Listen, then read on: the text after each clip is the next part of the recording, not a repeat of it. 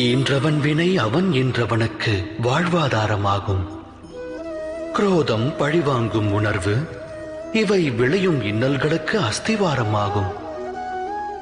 தாய் தந்தையர் சந்ததியர் வாழ்வில் சந்தோஷம் சங்கமிக்க எண்ணுவர். ஆனால் சந்ததியர் வாழ்வு ஈன்றோர் கர்மத்தை அடிப்படையாக கொண்டது. அமிர்தத்தை வழங்க எண்ணலாம். அடிப்படை விதி தவறினால் அது ஆலகால விஷமாகும்.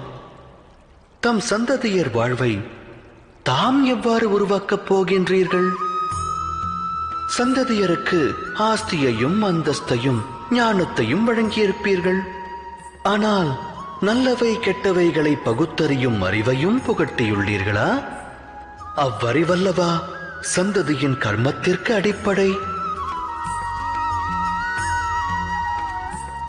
மானிடர் மானிடரோடும், சமுதாயம் சமுதாயத்தோடும், ராஜ்யம் ராஜ்யத்தோடும் போரிடுகிறது. இவை முன்னோர் வினைப்பயன் அல்லவா?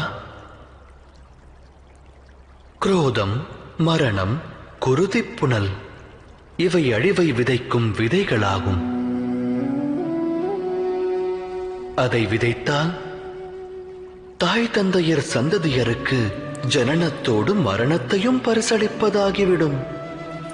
அன்பெனும் பிரகாசத்தோடு அழிவெனும் கார் இருளையும் வழங்குபவராவீர்கள். வழங்கிய இருள் அவனது வாழ்வையும் பீடிக்குமேயானால் அவனது சந்ததியினருக்கும் அப்பரிசையே அவன் வழங்குவான் அல்லவா? அன்பா அழிவா? சிந்தித்து செயலாற்றுங்கள்.